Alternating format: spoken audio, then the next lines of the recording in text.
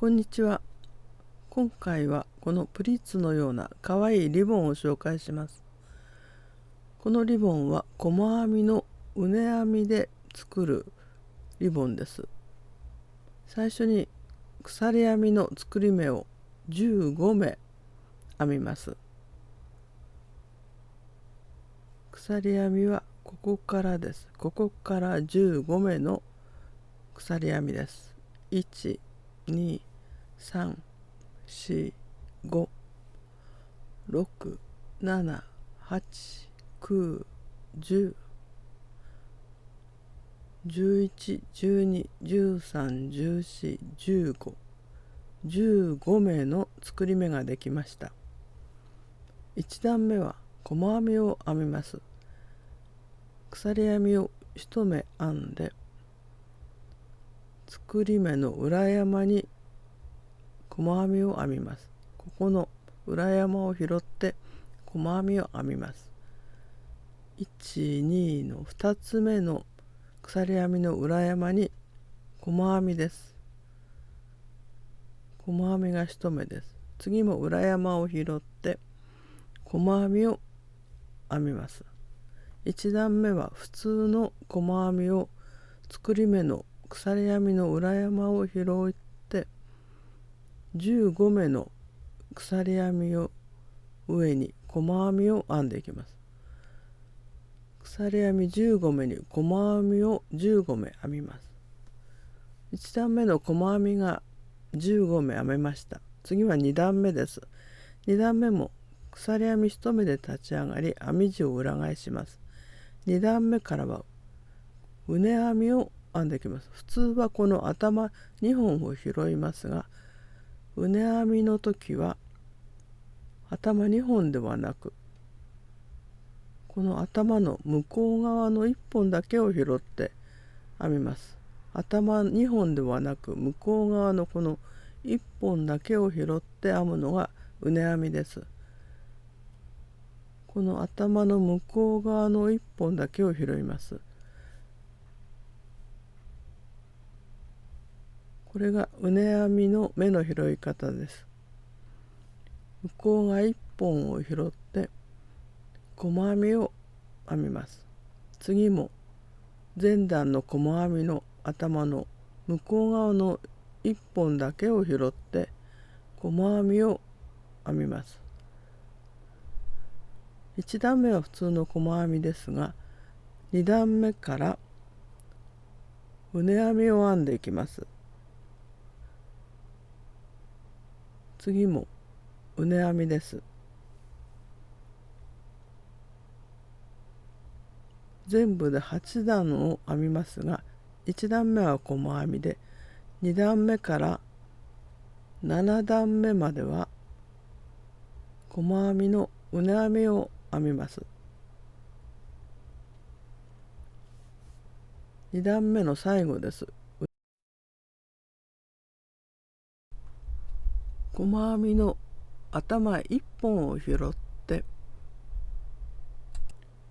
畝編みを編みます。これで2段目ができました。次は3段目です。鎖編み1目で立ち上がり編み地を裏返します。3段目も同じように前段の細編みの頭の向こう側1本だけを拾って畝編みを編みます。向こう側1本だけを拾うことで凹凸のある編み地になります。この向こう側の1本だけを拾って細編みを編みます。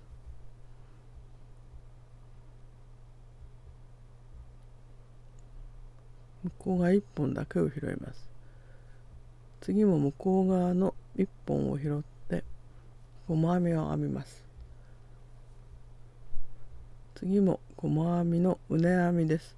これが3段目の今編んでいるところです。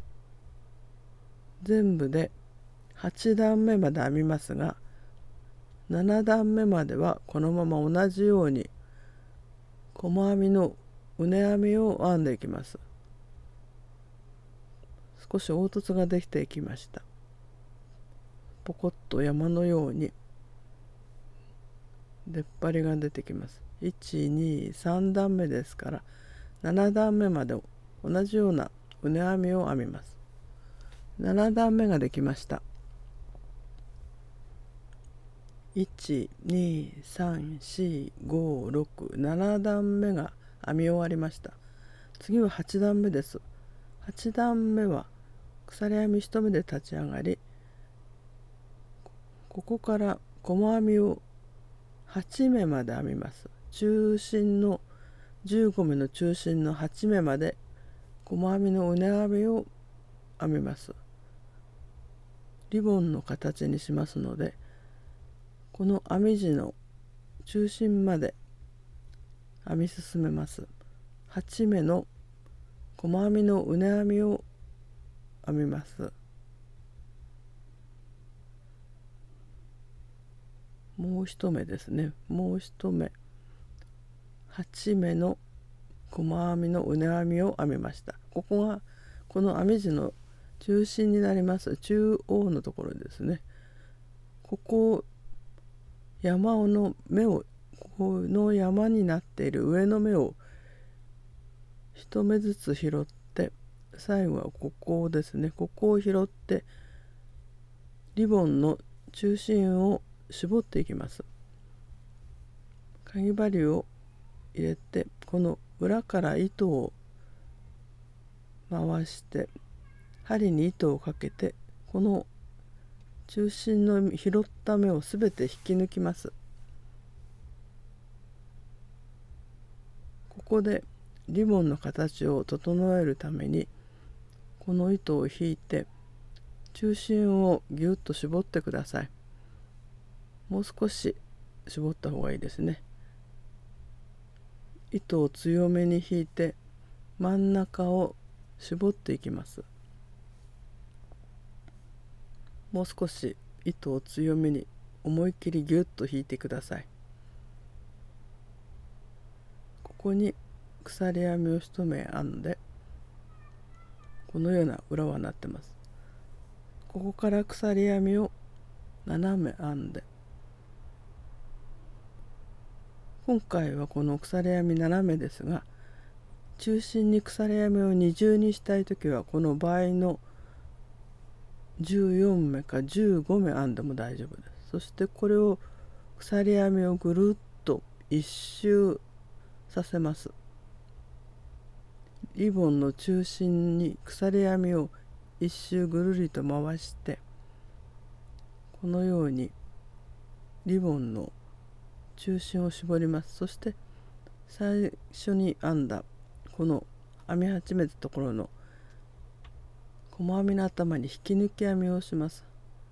8目目の細編みの頭に引き抜き編みをして、リボンの形らしくなってきました。右側の細編みはすでに編んでありますから、この左側のあと7個の細編みの畝編みを編みます。半分まで編んでリボンを形を絞りましたので、残りの左側の畝編みを編んでいきます。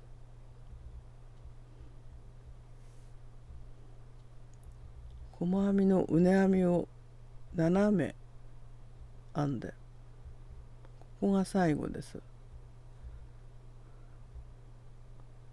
一つ鎖編みを編みます。